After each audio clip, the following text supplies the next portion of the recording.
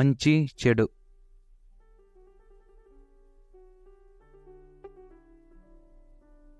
ఇవి మనిషిని బట్టి కాదు, పరిస్థితులను బట్టి ఉంటాయి. కావాలంటే నీ చిన్నప్పటి నుంచి ఇప్పటిదాకా నువ్వు చేసిన చెడ్డ పనులన్నీ ఒకసారి చూసుకో. సిచ్యువేషన్ వల్ల నువ్వు ఆ పని చేయాల్సి వచ్చింది, కానీ నీలో చెడు ఉండి కాదు.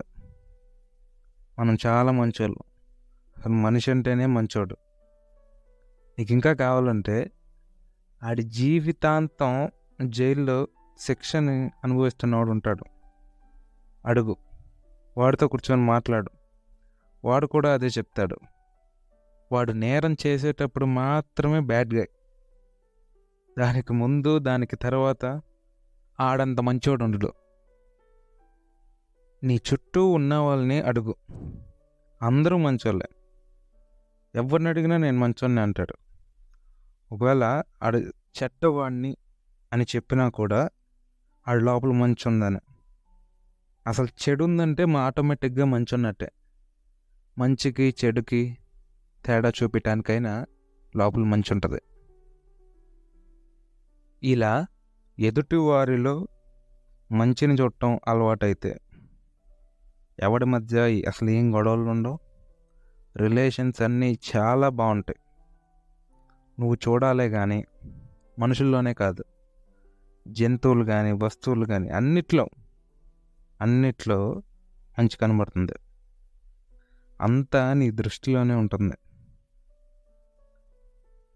మంచి చెడులు గురించి తెలుసుకోవాలంటే ఫస్ట్ చెడు గురించి తెలుసుకో. ఆటోమేటిక్గా మంచి ఏంటో తెలుస్తుంది.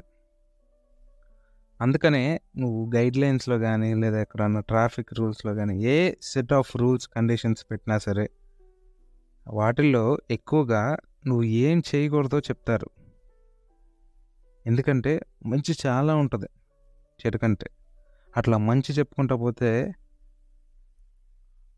ఎంత మంచి ఉందో ఆ చెప్పేవాడికి కూడా తెలియదు. ఇంత మంచి ఉన్నా సరే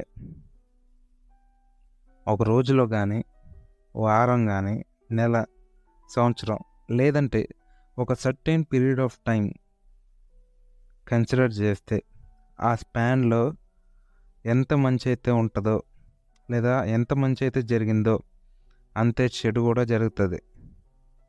అప్పుడే ప్రపంచం బ్యాలెన్స్డ్గా ఉంటుంది. అటు పాజిటివ్గా కాకుండా ఇటు నెగిటివ్గా కాకుండా న్యూట్రల్గా బ్యాలెన్స్ చేసుకుంటూ వస్తుంది ఇప్పటిదాకా. ఈ రెండిట్లో ఏదైనా పెంచడం కోసం కానీ లేదా తగ్గించడం కోసం కానీ ట్రై చేయకూడదు. ఒకవేళ ట్రై చేస్తే అది సక్సెస్ అయితే అప్పుడు ఈ లోకం యొక్క ఎగ్జిస్టెన్స్కే ప్రమాదం. అట్లానే మన జీవితాల్లో కూడా 50% మంచి 50% చెడు ఉంటుంది. ఒకవేళ ఇప్పుడు నీకు బ్యాడ్ టైం నడవచ్చు, బాధపడకు, త్వరలోనే మంచి జరుగుతుంది. తొందరపడి అసలు ఎటువంటి నిర్ణయాలు తీసుకోమాక, అప్పుడు అది నీ హెల్త్కి ప్రాబ్లం అవుతుంది.